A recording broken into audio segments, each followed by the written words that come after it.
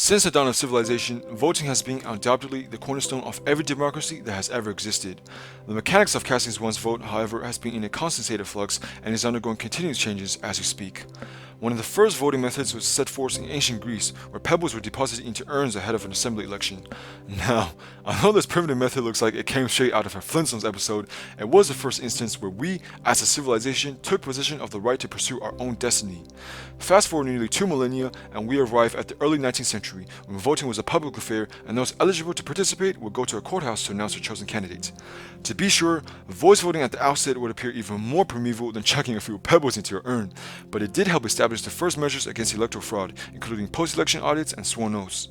Voice voting would eventually be replaced by standardized paper ballots, which were then supplanted by mechanical lever machines.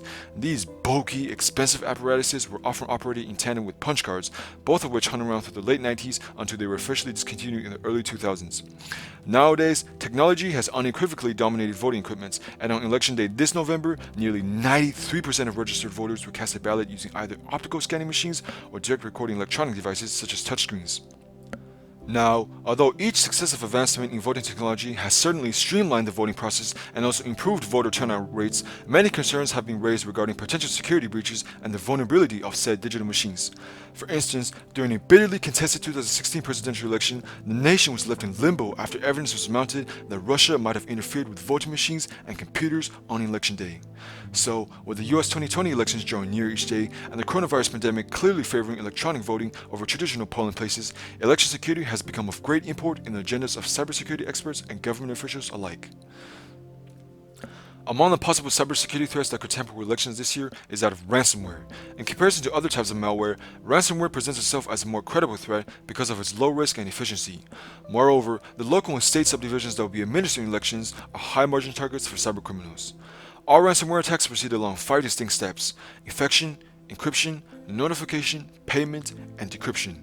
Once the device has been infected, the ransomware carries out the remaining stages with relative ease. The best course of action then, in my proposal to make elections safer, would be to prevent attacks as early in the process as possible, which occurs when the ransomware first comes into contact with the network.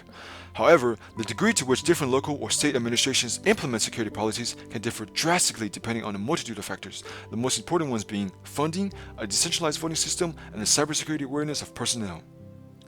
Now, it is very well known that sufficient funds are needed for every well-run election. Unfortunately, raising funds for elections have largely become the burden of local jurisdictions, some of whom might already be cash-strapped.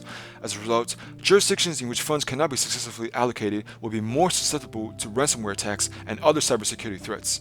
As of 2020, only 4 of 50 states have provided funding for voting equipment purchases, meaning that the vast majority of states are without a robust anti-ransomware protection and otherwise rely on outdated applications and operating systems like Windows 7. The political expedient that I would like to see in practice is for the federal government to step in and make a financial contribution to election efforts. In fact, the only time the federal government has dedicated any sort of financial contributions to future elections was to the HAVA Act in 2002, following in the wake of the technological voting disaster that was the punching card. The $3 billion guaranteed by the bill has since dried up and left state and local jurisdictions to fend for themselves. So, barring all political interests, another bill of this kind must be earmarked with no other motive than the security of the public should the 2020 elections be carried out securely in all US states. The second issue we come across in the upcoming 2020 election is a political decentralization of how election procedures are administered across different states. For the sake of balancing state and federal powers, the US Constitution gives state legislators unlimited power to regulate elections, which often leads to a general lack of oversight and auditing on the national level. The inconsistent administration of cybersecurity policies between states has rendered certain jurisdictions much more vulnerable to ransomware attacks than others. According to a 2019 report issued by the State Auditor of Mississippi, an astonishing 38% of government institutions had not encrypted sensitive information, and 1/3 of polling places across the state had not conducted any sort of security risk assessment in the past 3 years.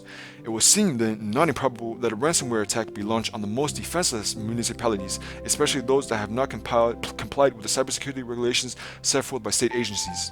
Since a total of 10,000 local voting jurisdictions will be operating independently throughout the nation this fall, there is a great advantage in the establishment of a centralized system of cybersecurity practices so as to ensure that all local governments are on the same page as to adequate and coordinated anti-ransomware policies. Lastly, in accord with sufficient funds, cybersecurity awareness training should be provided to all personnel within an organization that is administering an election, whether online or in person. Being capable of discerning legitimate emails and websites from phishing links will in turn greatly reduce ransomware threats to begin with. Further, keeping the workforce well informed about recent cybersecurity threats will better prepare individuals against hacks of any form, as well as decreasing recovery time in the event of a system breach. As the November elections loom nearer, so does the imminence of a cyber attack. We, as a free people of a thriving democracy, however, will be exercising our right to vote in the upcoming elections, free of fear and full of hope. Western democracy has endured many hardships, and the renewal of vigorous cybersecurity practices will make our democracy even harder to hack.